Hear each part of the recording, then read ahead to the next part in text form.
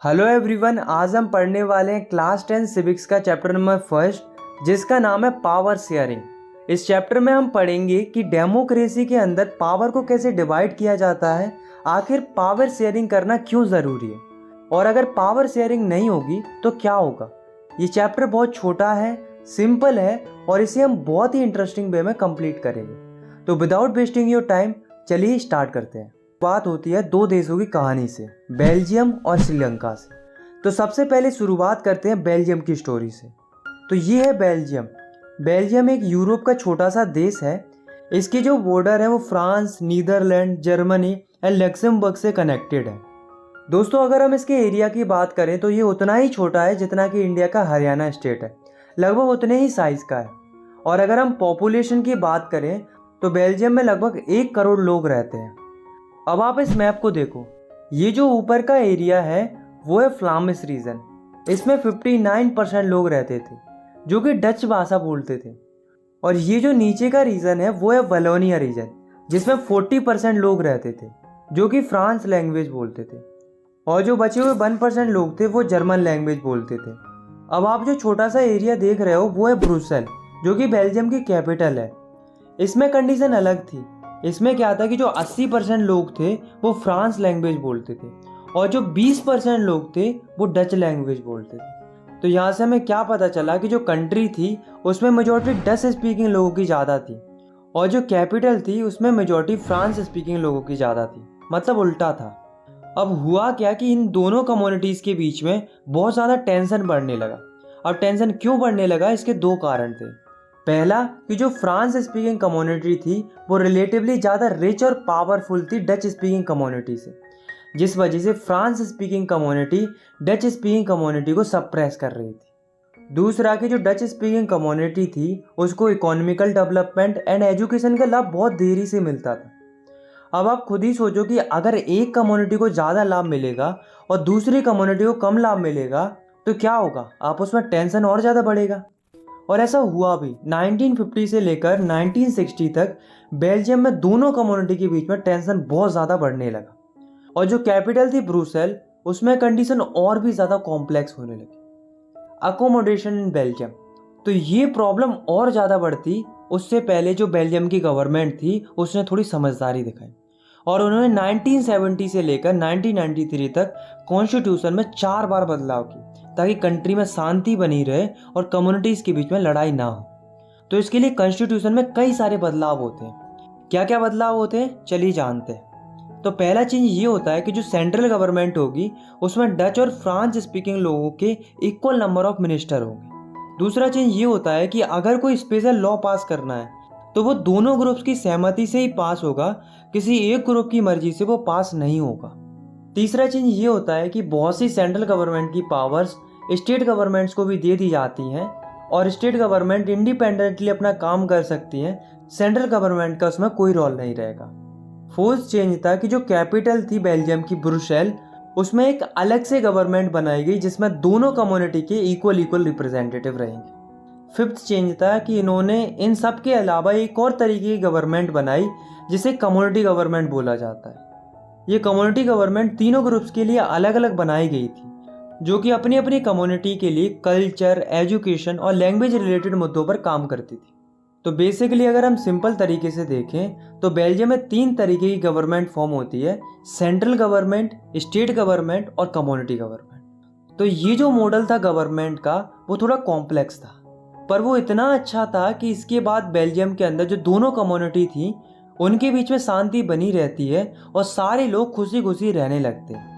इतने अच्छे सिस्टम को देखकर बेल्जियम के कैपिटल ब्रुसेल को यूरोपियन यूनियन का हेडक्वार्टर बनाने के लिए चुना जाता है। तो ये थी बेल्जियम की स्टोरी, जिसकी एक अच्छी या हम कह सकते हैं हैप्पी एंडिंग होती है। इसी से रिलेटेड एक दूसरी कहानी है जो कि है श्रीलंका की। तो ये है श्रीलंका। ये एक आइलैंड नेशन है जो कि चारों तरफ से पानी से घिरा हुआ है। अगर हम इसकी पॉपुलेशन की बात करें तो इसमें लगभग 2 करोड़ लोग रहते हैं। हाँ, लगभग उतने ही जितनी हरियाणा की पॉपुलेशन है। श्रीलंका की कैपिटल है कोलंबो। अब हम देखते हैं इतने कंपोजिशन ऑफ श्रीलंका, मतलब श्रीलंका में किस किस तरह के लोग रहते हैं। तो 74% जो लोग हैं वो सिन्हालाज स्पीकर्स हैं, मतलब जो सिन्हालाज लैंग्वेज बोलते हैं। 18% जो लोग हैं वो तमिल स्पीकर्स हैं, मतलब जो तमिल भाषा बोलते हैं। तमिल स्पीकर्स भी दो तरह के हैं, तमिल नेटिव्स ऑफ श्रीलंका, मतलब वो तमिल्स जो पहले से ही श्रीलंका के निवासी।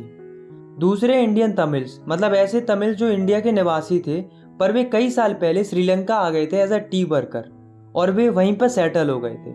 और 7% जो लोग हैं वो क्रिश्चियन हैं, जो कि सिनालाज और तमिल्स दोनों ही भाषा बोलते हैं। जो सिनालाज स्पीकर्स हैं वो बुद्धिस्ट हैं, मतलब बुद्धिज्म को सपोर्ट करते हैं। और जो तमिल हैं वो हिंदू भी हैं और मुस्लिम भी हैं। मेजोरिटेरियनिज्म इन श्रीलंका। अब दोस्तों श्रीलंका में क्या हुआ कि जो वहाँ की गवर्नमेंट थी वो मेजोरिटी को यानी कि सिनालाज को सपोर्ट करने लगी, उनके हिसाब से नियम बनाने लगी। तो क्या किया गवर्नमेंट ने, देखो।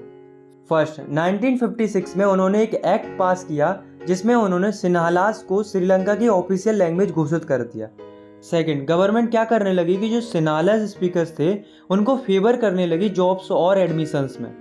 मतलब अगर दो कैंडिडेट ने सेम जॉब के लिए अप्लाई किया है तो उसमें से जो सिनालाज वाला होगा उसको वो जॉब मिल जाएगी, तमिल वाले को नहीं मिलेगी। तो देख रहे हो डिस्क्रिमिनेशन होने लगा था।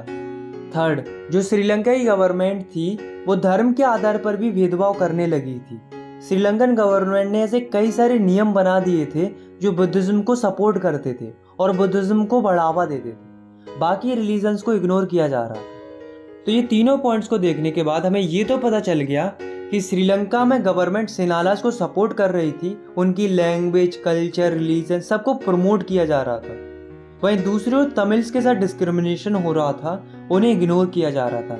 तमिल्स को ये लगने लगा था कि जो गवर्नमेंट है और जो मेजर पार्टीज हैं वे उनकी लैंग्वेज, कल्चर और रिलीजन्स की बिल्कुल भी परवाह नहीं कर रही हैं। और उनको तो ये भी लगने लगा था कि जो गवर्नमेंट है वो उनके फंडामेंटल राइट्स के साथ भी खिलवाड़ कर रही है, जैसे कि राइट टू इक्वालिटी, क्योंकि उन्हें सोसाइटी में बराबरी का अधिकार नहीं मिल रहा था। तो जो ये तमिल लोग थे उनको लगा कि अब गवर्नमेंट तो कुछ करेगी नहीं, इसलिए उन्हें खुद से स्टेप लेने शुरू कर दिए। तमिल्स ने क्या किया कि उन्होंने अपनी पॉलिटिकल पार्टीज बनाई और डिमांड करना शुरू कर दिया।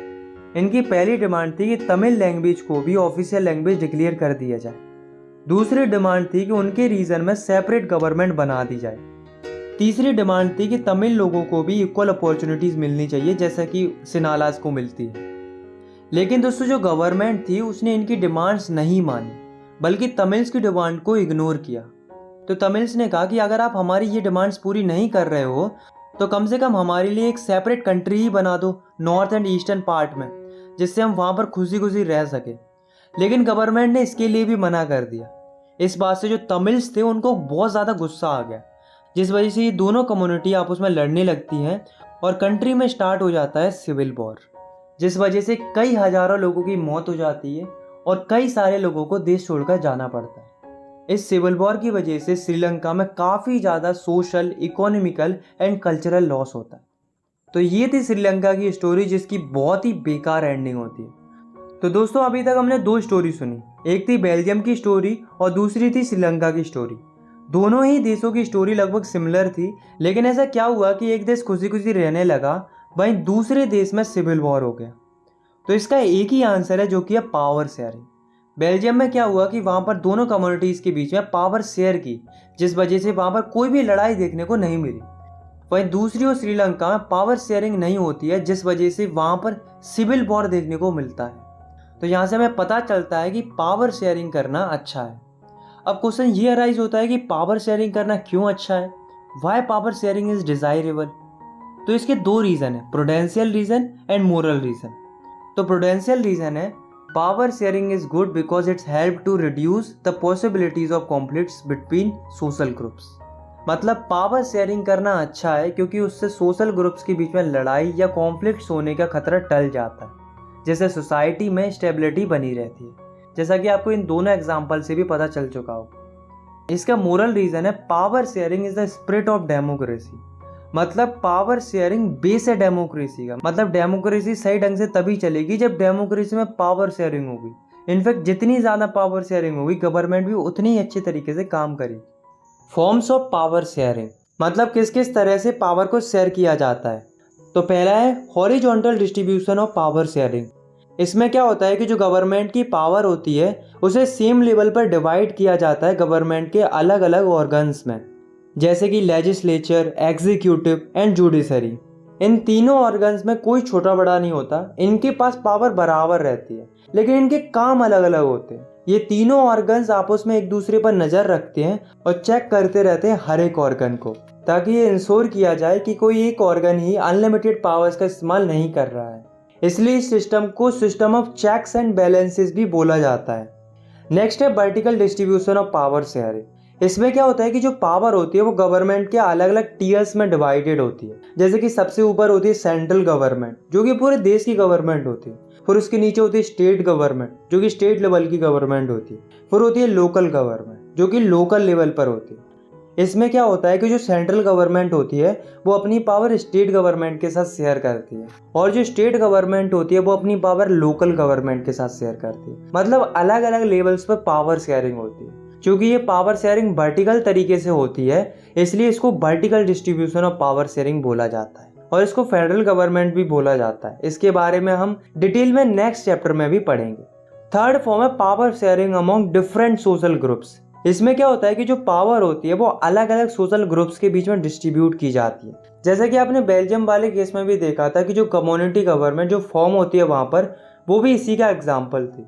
सिमिलरली इंडिया में भी जो रिजर्वेशन का सिस्टम चलता है वो भी इसी का कंसेप्ट है। आपने देखा होगा कि इंडिया के अंदर वीकर सेक्शन को, जैसे कि SC, ST, OBC, इनको रिजर्वेशन मिलता है कॉन्स्टिट्यूएंसी के अंदर, जैसा कि हमने 9th क्लास में भी पढ़ा था। तो ये जो पावर शेयर की जाती है अलग अलग सोशल ग्रुप्स के बीच में, इसी को बोला जाता है power sharing among different social groups.